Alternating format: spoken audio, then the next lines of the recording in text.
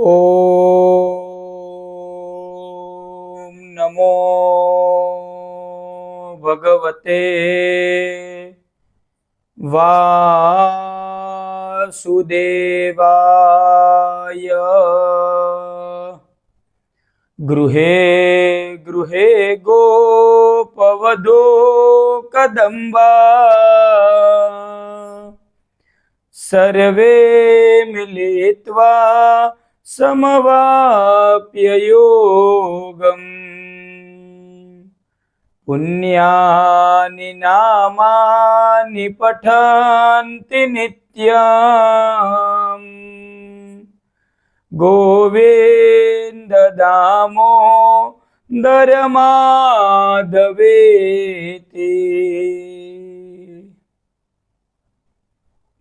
विराट पुरुष को हम कैसे जानेंगे?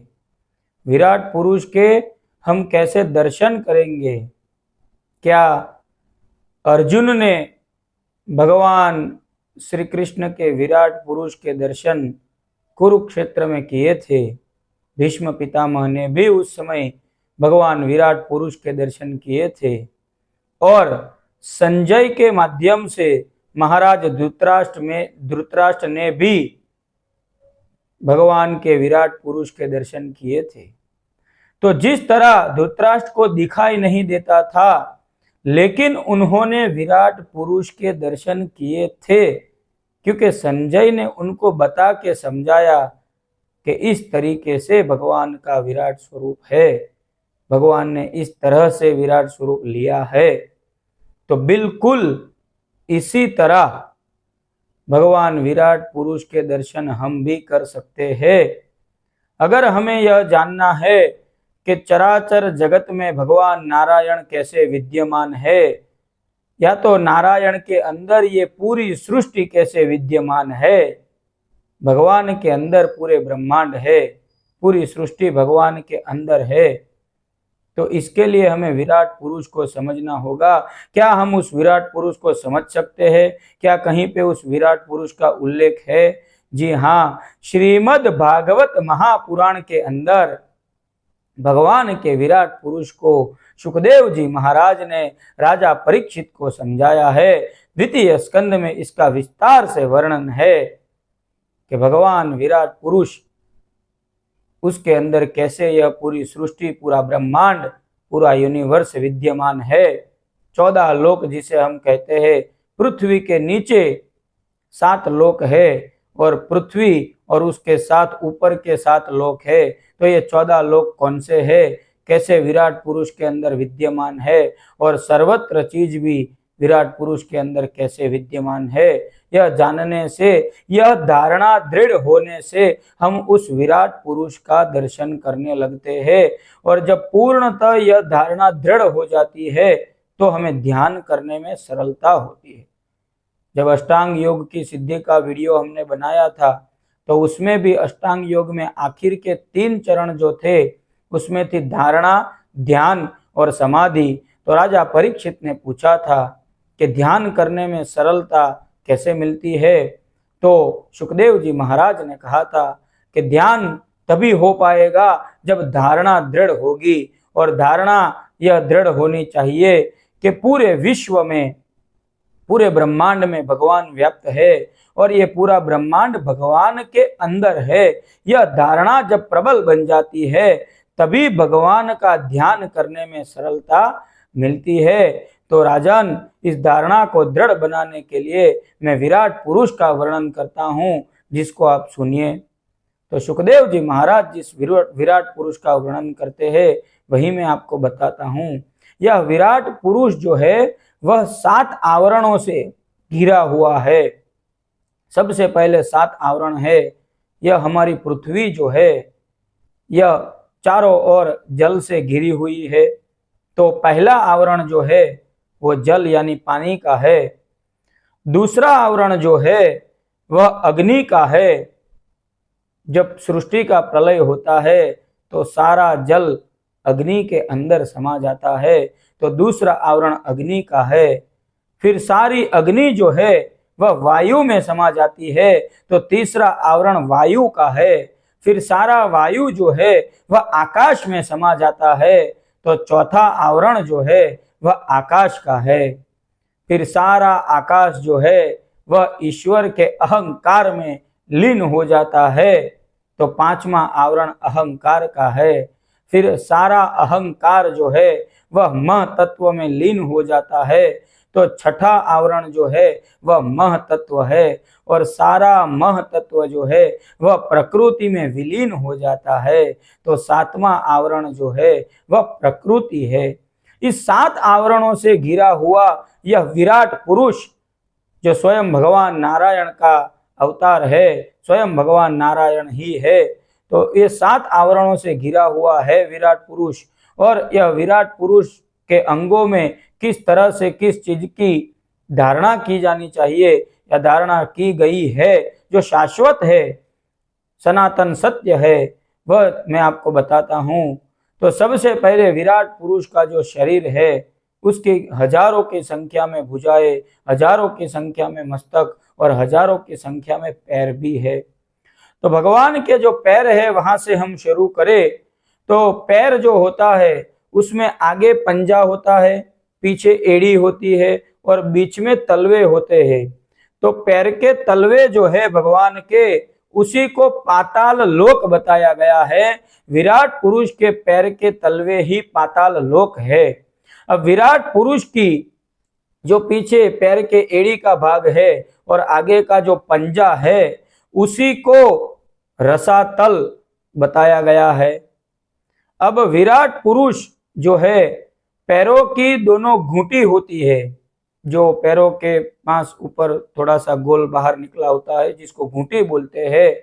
तो पैरों की दोनों घूंटी जो है वही महातल, जो नीचे का लोक महातल लोक है, वही विराट पुरुष की पैरों की घूंटी है। अब उसके ऊपर आए तो पैरों की पिंडी, जिसको दोनों पिंडियां बोलते हैं पैरों की, जो घुटनों के नीचे पीछे के भाग में पैरों का भाग है उसको पिंडी बोलते हैं। तो पैरों की ये जो दोनों पिंडी है वही भगवान का तलातल लोक है। भगवान के जो दोनों घुटने हैं विराट पुरुष के, उन्हीं को आपको सूतल लोक जानना चाहिए। और भगवान की जो दोनों जंघाएं है दाईं और बाईं, उसी को वितल और अतल लोक जानना चाहिए। तो ऐसे भगवान की दोनों जंघाओं में अतल और वितल, भगवान के घुटनों में सूतल, भगवान की पिंडियों में तलातल, उसके नीचे घुटियों में महातल, उसके नीचे जो एड़ी और पंजा है उसमें रसातल, और भगवान के जो तलवे है जिसमें पाताल लोक जानना चाहिए। अब जब जांघों से ऊपर आते हैं तो नाभि से नीचे का जो पेट का भाग होता है, जहां स्वादिष्ठान चक्र होता है, तो नाभि से नीचे से जो पेट का भाग है नाभि के नीचे, उसी को भूलोक विराट पुरुष के अंदर, वहीं पे पृथ्वी स्थित है। अब जो पृथ्वी है जो भगवान के नाभि चक्र के नीचे है, जो नाभि चक्र के नीचे का जो पेट है जहां स्वादिष्ठान चक्र है, उस पेट के भाग में विराट पुरुष के पृथ्वी है, और उसके ऊपर जो नाभि चक्र है उसी को आकाश कहते हैं। तो भूअः, और उसके बाद आता है स्व, जो स्वर्ग लोक है, वहीं विराट पुरुष की छाती का भाग है। उसके बाद आता है मह, जो मह लोक है वह विराट पुरुष के गले का भाग है। उसके बाद आता है जनः, ऊपर का जो जन लोक है वह विराट पुरुष के मुख का भाग है। और उसके बाद आता है तपः, जो तप लोक है वह विराट पुरुष के मस्तक का भाग है। और उसके बाद ये विराट पुरुष के जो हजारों मस्तक है उसी को सत्य लोक कहते हैं। तो इसी तरह क्रमशः भूअः, स्वः, मः, जनः, तपः, सत्य।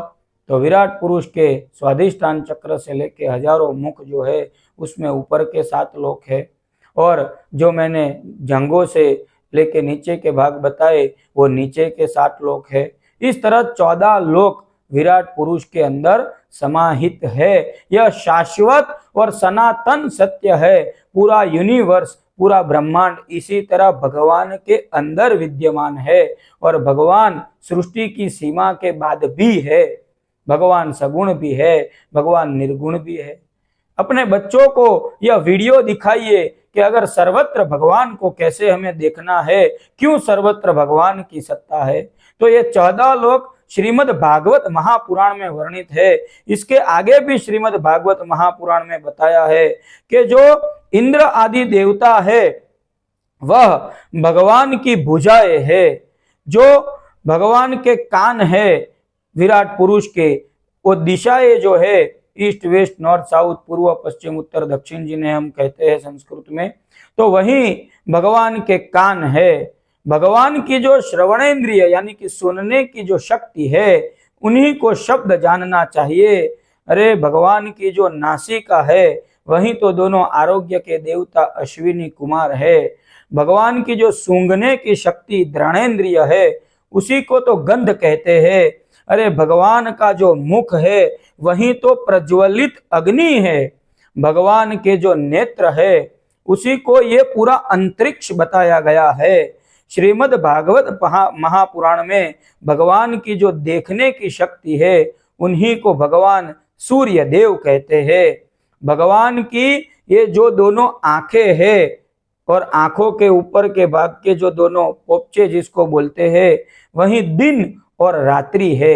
भगवान का ये जो भ्रुकुटी विलास है वही ब्रह्मलोक दिखाया गया है। भगवान के मुख का तलवा, मुख के अंदर का जो तालव्य भाग मुख का तलवा बोलते हैं वही पूरा जल है।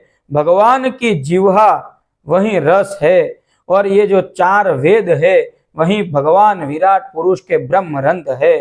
भगवान की जो दाढ़े है, दांत, और दांत में भी जो पीछे जिससे हम चबाते हैं जो दाढ़े है वही तो भगवान यम देव का स्वरूप बताया गया है। और भगवान के जो दांत है वही भगवान का स्नेह दिखाया गया है। भगवान की जो स्मित है, हंसते हैं, उसी को जगन मोहिनी माया कहते हैं। भगवान के ऊपर का जो होठ है उसे लज्जा कहते हैं। भगवान विराट पुरुष के नीचे का जो होठ है उसे लोभ कहते हैं।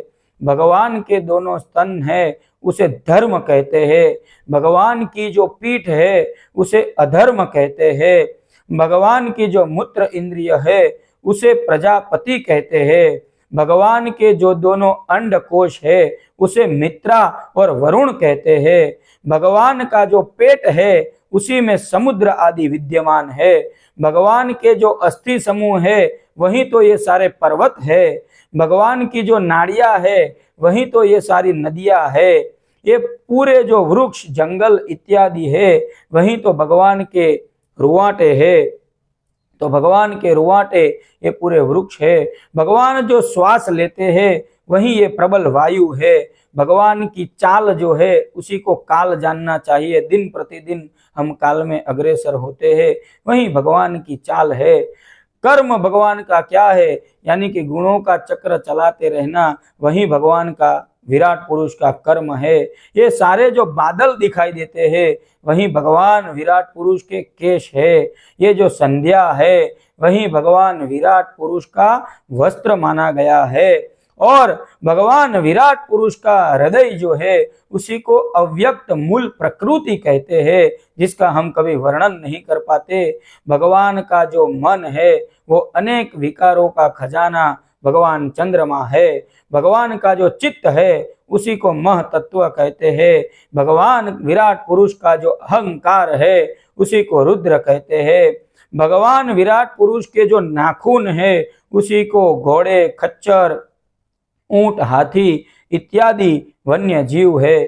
भगवान का जो कटी प्रदेश है उसमें वन में रहते अन्य जीव, मृग और अन्य पशुएं है।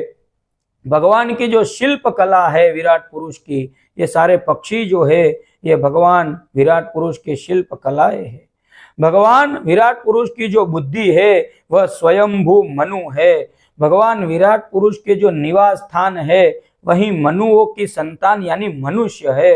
हमारे में ही आत्म स्वरूप से भगवान विराजते हैं। अरे ये जो स्मृति है जिससे संगीत बनता है, सारे गा मा पा धा नी सा, यही गंधर्व विद्याधर चारण अप्सराए है जो विराट पुरुष में विद्यमान है। भगवान का जो वीर्य है उसे दैत्यों की सेना जानना चाहिए। भगवान का जो मुख है वह ब्राह्मण है। जब ब्राह्मण वैश्य क्षत्रिय और शूद्र की बात आती है तो हमें कास्टिज्म में हमारा नैरो माइंड हमें खींच के ले जाता है। अरे समाज को जो ज्ञान देगा वो ब्राह्मण होगा, उसे जन्म से कुछ लेना देना नहीं है। अरे श्रीमद् भागवत महापुराण में तो यहाँ तक लिखा गया है कि पहले व्यक्ति कर्म से ब्राह्मण बन जाते थे और ब्राह्मण कर्म से शूद्र बन जाते थे। तो कर्मों से लेना देना है। आज भी आप देखो, संसार को जो ज्ञान देगा वो ब्राह्मण कहलाएगा, तो वो भगवान के मुख से प्रकट हुआ है। मुख से ही तो ज्ञान दे सकेंगे और मन से ही तो ग्रहण होगा। तो जो रक्षा करेगा वो क्षत्रिय कहलाएगा। तो भुजा में से उत्पन्न हुआ है तो भुजाओं से ही तो रक्षा होगी। जो वैश्य है, जो व्यापार करते हैं, उसे जंगा बल जो है वो जंगा में होता है, तो व्यापार से समाज बलवान बनता है, तो वही तो क्षत्रिय है। जो सेवा का भाव स्वीकारता है, जो लेबर है, वो भी उतना ही जरूरी है, तो उसे शूद्र कहा गया है। तो अपने कर्मों से ब्राह्मण, वैश्य, क्षत्रिय और क्षुद्र ये चार क्रमशः भगवान के मुख, भुजा, जंगा और चरण में से उत्पन्न हुए हैं। भगवान का जो यज्ञ यज्ञादि है, यही भगवान का यजन जानना चाहिए। इस तरीके से विराट पुरुष जो भगवान ने अपना विराट स्वरूप महाभारत में कुरुक्षेत्र में लिया था, अर्जुन को दिखाया था, उसमें भीष्म पितामह ने भी देखा था और संजय के पास दिव्य दृष्टि वेद व्यास जी ने दी थी, जिसके माध्यम से धृतराष्ट्र भी इस विराट पुरुष के दर्शन कर पाए थे। अगर इस विराट पुरुष की धारणा सर्वत्र हो गई, इस वीडियो को बार बार देखिए, जिससे आपको पता चलेगा कि विराट पुरुष के कौन से अंग क्या है, किस तरीके से सभी चीज विराट पुरुष के अंदर विद्यमान है। तो धीरे धीरे अगर यह धारणा दृढ़ हो गई तो विराट पुरुष को आप सर्वत्र देखने लगेंगे, और धारणा ईश्वर की अगर सर्वत्र होने लगी फिर तो ध्यान करने में बहुत ही सहायता मिल जाएगी। उसी के ध्यान में मग्न रहेंगे, वो सर्वत्र दिखने लगेंगे। तो अगर कण कण में भगवान को देखना है, भगवान विराट पुरुष को समझना है, तो श्रीमद् भागवत महापुराण में जो विराट पुरुष का वर्णन किया गया है, इस विराट पुरुष को जाने, श्रीमद् भागवत की शरण ले, भक्तिमय बने। नमो नमः।